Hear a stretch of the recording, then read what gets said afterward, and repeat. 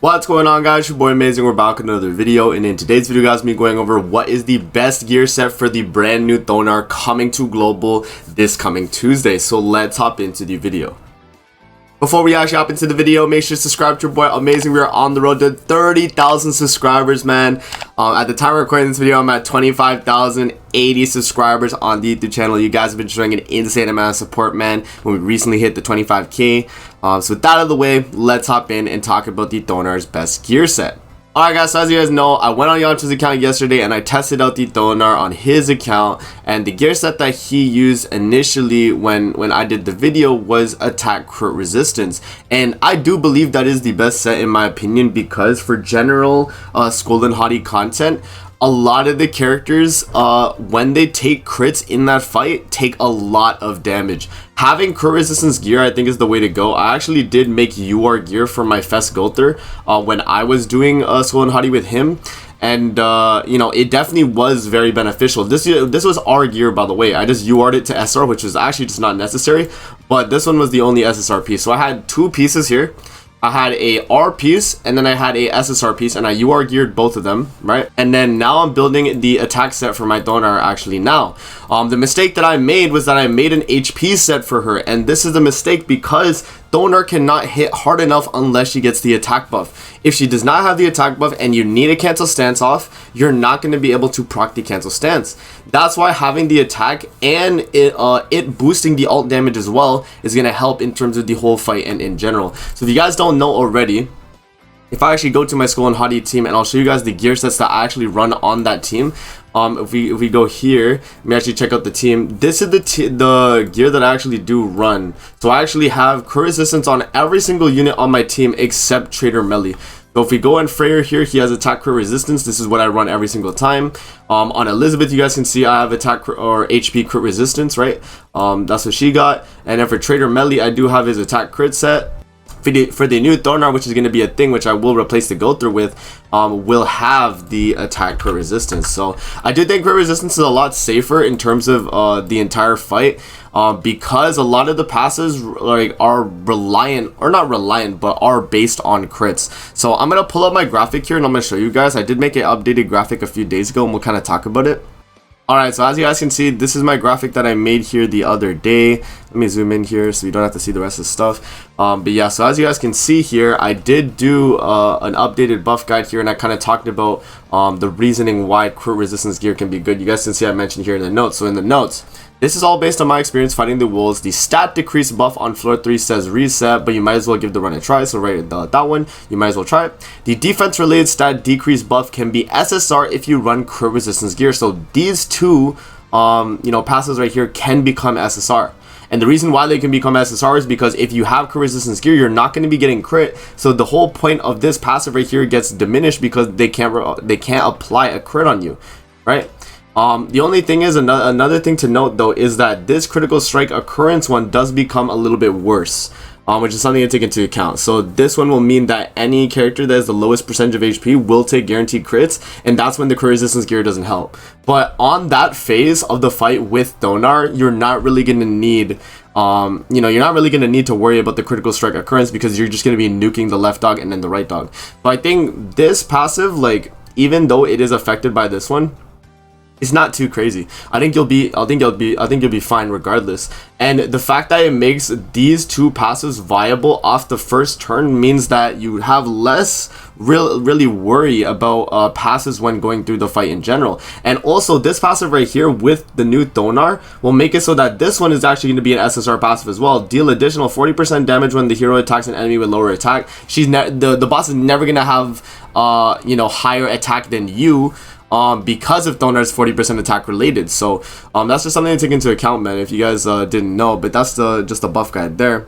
So back to Grand Cross here. But yeah, it makes sense to actually go with an attack crit resistance set because of the you know, the benefits you do gain from it. So if I actually go back here, yeah, the benefits is it's you know, you basically make sure that Thonar can do the gauge reduction. If you guys don't know, the Thonar has gauge reduction. I'll actually pull it up on GC database. The Thonar has gauge reduction and then has these cancel stance on rank 2. So if you actually go here, And I'll do the zoom in again. You can see remove stance and disables stance skills, and then the gauge reduction. This card at rank 1 only does 120% of attack, which is not a lot of your attack. That's why I recommend like highly that you guys invest into an attack set for Thonar so that she can land this attack, because sometimes you do need to take the gauge. The difference between her and Gother is that Gother, if we go to Fest Gother, the reason why you ran HP on Fest Gother is because he actually did a lot more on the rank 1, and it was based on how much gauge he had. So the more gauge Gother had, he would do more damage than just 180% compared to Thonar, which is 120%. So that's the difference that it makes. Like if you run an attack set, it can make that difference so that you're able to damage with Thonar. So I do think that having that is gonna help her a lot.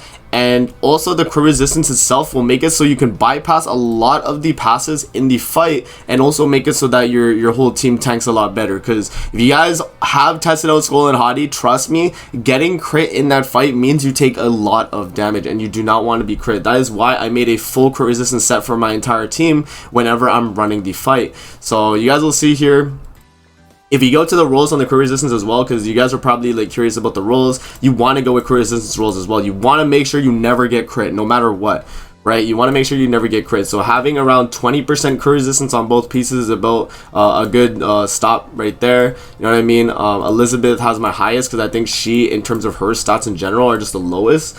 So I have about 131% crit resistance, which is good enough for her from my testing. So if you can get around that, I think you'll be okay. And then I just slapped on my crit resistance pieces from Gother here onto Thonar, which, you know, it's about 20%, so it's good enough. And then if we actually take a look at the rolls here on the top pieces and the bottom pieces, you're actually going to want to run attack percent, because attack percent is going to give you the most benefit, right? You guys can see here.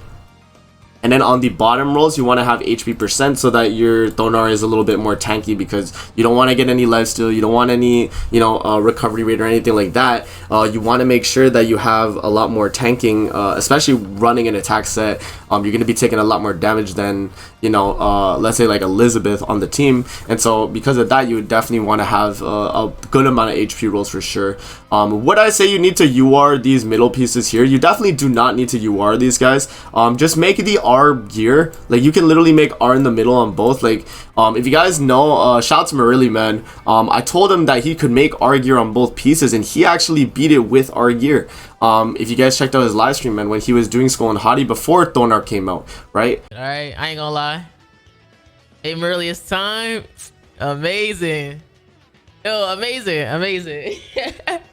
Shout wild out, amazing. Shout wild out. Feel me? I got my gear up. I'm rocking the crit resistance stuff. My character. Oh my god, I clicked the wrong thing.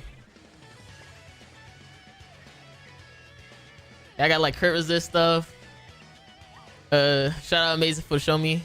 So I told him like, yo, like make crit resistance gear on, your Gother, your Freyr, and he didn't even UR gear it. He just had R gear, and it works. So you don't have to UR the middle pieces. You just have to UR the top and the bottom 4 pieces here, and keep the middle crit resistance so that you don't have to worry about these pieces. And let's say in the future, Thonar gets a holy relic and she doesn't need the crit resistance pieces anymore. You can swap these middle pieces out, and you can get like, let's say crit damage for more damage, you know what I mean? So it's all up to you guys really, man.